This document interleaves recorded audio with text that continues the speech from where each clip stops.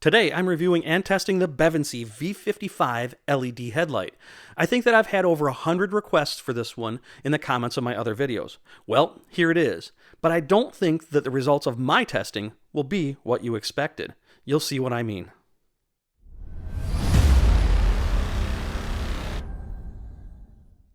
Hello everybody and welcome to Car Light Reviews, where I do perform consistent automotive light tests to help you make the best purchase decision, see better, and be seen better when driving, and of course, save you some money. And this video is no exception. The more videos that I make, the more that you ask me to make. And I think in almost every video that I've released in the last 2 to 3 months, there's at least one comment, usually more, asking me to test this light. About a year ago, I tested the Bevinsee V45, and it performed very well. So here we are, the step up from the V45, the Bevinsee V55, that you all have been demanding that I test. And like my other LED headlight videos, I'm going to do an unboxing, go over the published specifications, and cover some of the features. And then I'm going to test the brightness and light pattern for both projector and reflector housings to see how it performs compared to halogen. So let's start with the unboxing.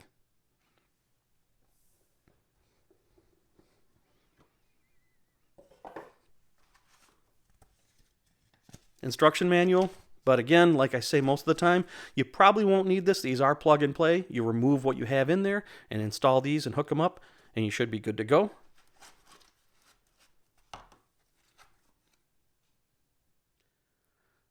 So now that we got it out of the box, let's start with the published specifications.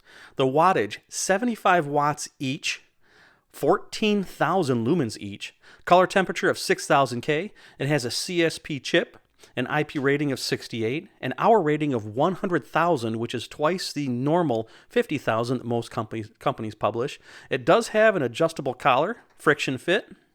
It does have a fan for heat management and an external driver. It has a warranty of 3 years, a pretty good warranty, and the price at the time of this video, before any discounts, is $73.99 per pair.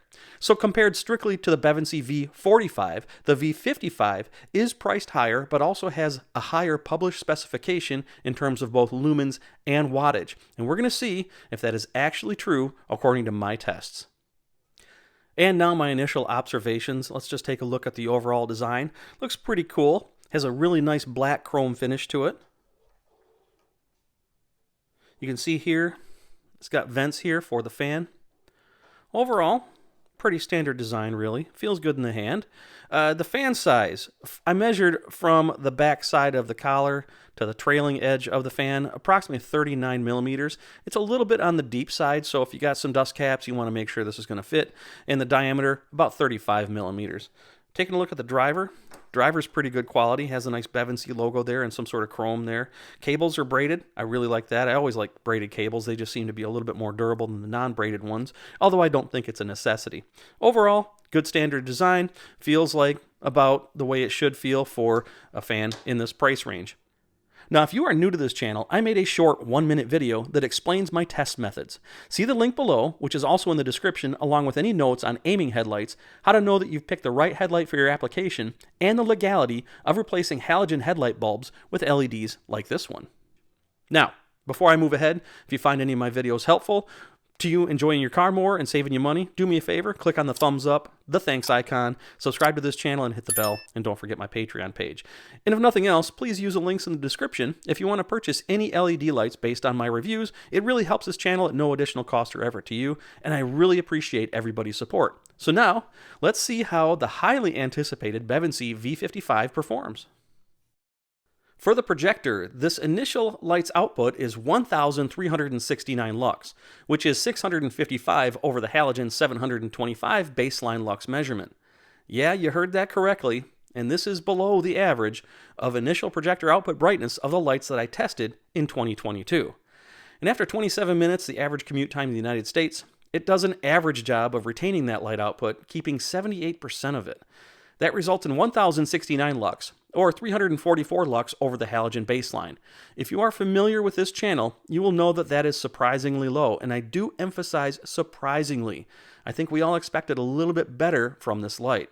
Again, It's measuring after 27 minutes below the average of all the lights I tested in 2022. So now I'm going to talk about this after my testing, so please keep watching this video until the end. Now let's take a look at the pattern compared to halogen. It has a good clear defined cutoff, but that cutoff is very high compared to the hot spot, meaning that you've got to aim it with the hot spot hitting closer to the front of your vehicle in order to not have the cutoff above the eyes of oncoming drivers. And that's very important. Now let's take a look at the reflector output. I'm sorry to say that the reflector output is in line with the projector on the surprisingly low side. 2,790 lux, which is 1,880 over the halogen baseline of 910 lux. I mean, it's a little better, a little closer to the average of the lights I've tested in 2022 for reflector, but definitely not above. And after 27 minutes of runtime, keeping the 78% light output, it is reduced to 2,276 lux, or 1,266 over halogen. Once again, both numbers are slightly below average for my testing, and not very impressive. And again, I'm going to talk about this after my testing, so just hang in there with me until the end of this one. Still, let's look at the reflector light pattern compared to halogen. It is rather on the fuzzy side, especially on the top and bottom cutoff, and it seems to scatter right here pretty decently, and it gets kind of weak here. I'm just not sure what is going on with this light. As I mentioned, there is a published rating of 75 watts per light, and I observed 66.2. Now, I was hoping that this would be a lot lower to explain the low light output.